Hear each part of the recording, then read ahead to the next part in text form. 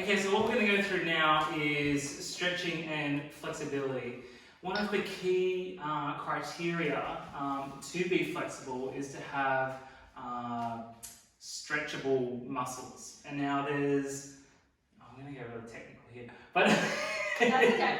Technical is good. say if you were put under anesthesia, your body would be completely limber. So there's actually surgeons, when you get hip surgery, they'll put 80-year-olds' legs like up, or so I'm told, which they would never be able to do if they were fully conscious. So it's actually your brain that stops your ability to be flexible. So it actually doesn't have much to do with the length of your muscles. Okay, but 80% of the ability to be flexible comes from supple muscles, which is assisted by rolling out. Okay, so we're going to do that quickly. So we're going to start from. So this is a foam roller. It's basically like foam in a round oblong shape. If you don't have one, that's okay. You don't have to use one. You can try using a rolled up towel. Yeah. And like putting rubber bands around it so it's in that shape. So that gives you a little bit of support. Or you can get like just basically massaging it out with your hands. Yeah, I think massage is the big one. If you go to a sports physio and tell them, hey, I'd like to be more flexible, the first thing that they'll do is massage the entirety of like your spine, from the spine all the way to the flexor hallucis longus, which attaches to your big toe. That entire chain of nerves and muscles are connected by what's called fascia, which is the connective tissue. If that is tight, you won't be able to stretch, and there's no point sitting in the splits if it's tight. So we get rid of that fascial tension through massage or rolling out, if you don't have, someone that's willing to do that for you. So we'll start with our legs. Okay, so I like to put one foot on top of the other because it adds extra downward pressure, and roll through the calves. Okay, Now should your butt be off the ground for this? So I lift my butt up to get extra pressure down onto the legs. Okay, and then now there's another thing called trigger point therapy. Now, if you Google trigger points, there's going to be like 112 little red spots all over your body, and that is where muscle soreness comes from.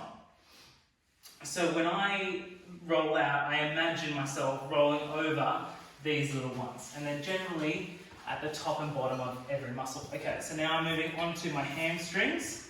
So I have to turn my leg inwards for this one to hit the medial head of the hamstring.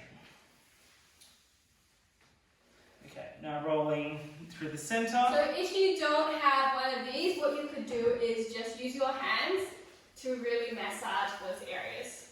Yep. And now rolling onto what's called the ITB, which is on the outer side of your thigh. And if you haven't done this before, this will really hurt. But it's definitely worth doing.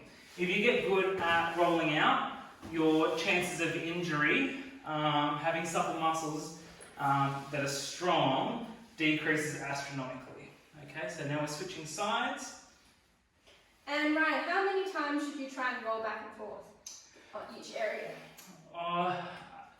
For me, I kind of just do it on how I feel. So, for instance, my right leg is a lot more sore than my left leg, so I'll spend longer on it. Okay. The great thing about rolling out is that it increases blood flow to the muscles, okay? And that's the same with massage as well. When you massage, what you're doing is, say you've got a kink in your muscles. If you just keep going, Marcy, yeah. If you've got a kink in your muscles, massage straightens out that kink, but also it allows extra blood flow to go through there, and then straightens it back out again. And that's the same for, what cold therapy or hot therapy would do. Now, there's no consensus on what is best for muscles. The Japanese, for instance, think that ice is evil and bad for the healing process and will only use heat. For my own extensive injuries, I find that ice is only helpful within the first 48 hours because it reduces inflammation, but then after that, it's best to just use heat. Okay, so now we're going to go on to the butt or the glutes. So you kind of want to be sitting on your Foam roller. foam roller, and kind of where do you go? Onto your tailbone? So I'm rolling onto one cheek and then rolling through. So I'm off to one side and I can feel it. So So maybe take your left hand or your whatever hand that is not where your pressure is. So put it up like this and then hold that knee. So that helps your body shift onto one side.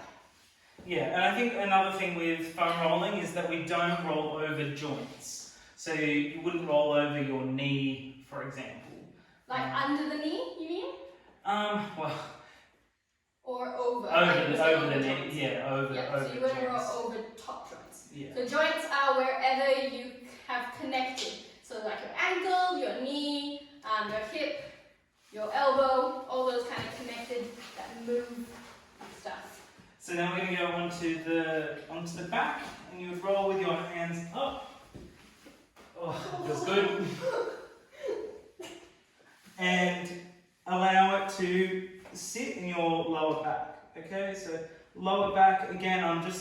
So the musculature goes. It's not very prevalent down the center line of the body, but it's just off to either side. Like for example, your erector spinae and your multifidus are the muscles on the outside of your spine. So you would be rolling through those. Now just under the what's called the supraspinatus, which is the lower part of the rotator cuff. And Ryan, are you going to be doing this on one side again and then on the other side? Yes, yes. And I'm going to swap now. Now I'm just back on the lower lumbar. Moving up through the thoracic spine. And it's important to raise your arm above your head because that makes it more flat. Yeah, you want to get the bottom of the rotator cuff. The rotator cuff is where your scapula is, and it goes all around, okay? But also, you want to be doing it through the center as well, but allowing it to just hit the muscle, like focusing on the muscles. Okay, so your hands are probably going to need to be above your head to feel that. So it's either side, and making sure we get that upper thoracic through the middle there. Okay, and then the last one is just getting the head. Okay, so the back of the head, which, for me doesn't feel like this is doing much, but the best way to do this would be if someone massaged the back of your head. So there's two different types of muscles that the body has. They're called postural and phasic. So postural muscles respond really well to massage, and that's how you should fix them. Whereas, an example of that, it would be your neck muscles. And an example of a phasic muscle would be like a bicep, for example. So, when the physios give you a TheraBand to, strengthen your muscles, that works well for phasic muscles, whereas postural muscles work better with massage. So it's important to know which muscle you're trying to relax and heal, because it will respond better to different methodologies. But now we're going to move into what's called PNF stretching, or proprioceptive neuromuscular facilitation.